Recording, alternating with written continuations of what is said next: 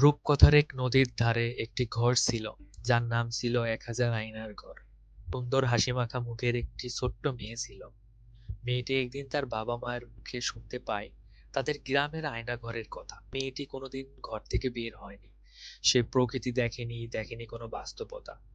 চিন্তা করলো যে সে ওই ঘর দেখতে যাবে, কিন্তু একা একা যেতে সাহস না হয় সে তার সমবয়সী আরেকটি মেয়েকে সাথে নিয়ে গেল।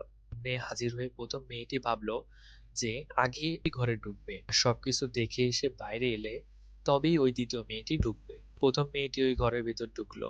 ঘরে ঢোকার সাথে সাথে আশ্চর্য সব রঙিন কারুকাজ দেখে মেয়েটির ভরে উঠলো।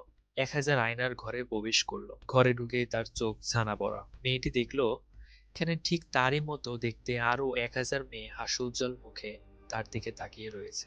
সে যা করছে বাকিরাও ঠিক তাই করছে। মেয়েটি এবারে সবকিছু দেখে অনেক মজা পেয়ে বাইরে এলো এবং তার সাথীকে সব ব্যাপারে খুলে বলল এবং বলল যে এমন সুন্দর জায়গা আমি আগে কখনো দেখিনি। সুযোগ পেলেই এবার থেকে আমি এই জায়গায় আবার আসবো। কথা শুনে এবারে দ্বিতীয় মেয়েটি কিছু ভয় ভয় মন নিয়ে ঘরের ভেতর ঢুকলো। ঘুরতে ঘুরতে আতঙ্কিত মনে সেও এবারে সেই ১০০০ আয়নার ঘরে প্রবেশ করলো। ঘরে ঢোকার সাথে সাথে মেয়েটি ভয় পেয়ে উঠলো, হয়ে মুখ ফ্যাকাশে হয়ে গেল, আতঙ্কিত হয়ে উঠল চোখ। খেয়াল করলো ঠিক তারই মতো দেখতে আরো ১০০০ মেয়ে আতঙ্কিত আর ভয়ার্ত চোখ তার দিকে তাকিয়ে রয়েছে। মেয়েটি যেই ভয়েতে দুই হাত তুলে বলছে, তোমরা কারা? সাথে সাথে বাকি ১০০০ মেয়েও দুই হাত তুলে ওর দিকে নজর দিচ্ছে। মেয়েটি প্রচন্ড ভয় পেয়ে ঘর থেকে দৌড়ে বেরিয়ে এলো এবং মেয়েটিকে বলল, বাড়ি চলো, এটা খুব বাজে জায়গা, আমি আর কোনোদিনও এই জায়গায় আসবো না। জীবনটাও একটা আয়না স্বরূপ, আপনি যেভাবে জীবনকে দেখবেন সেও ঠিক সেই একইভাবে আপনার কাছে ধরা দিবে।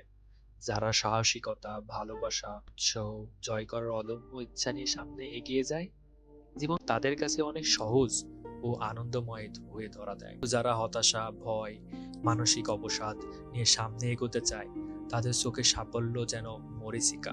জীবন হয়ে ওঠে ক্লান্তিকর, বিষণ্ণময়। বাস্তবতাকে আপনি যেভাবে দেখবেন আপনার সামনে তা সেভাবেই ধরা দিবে।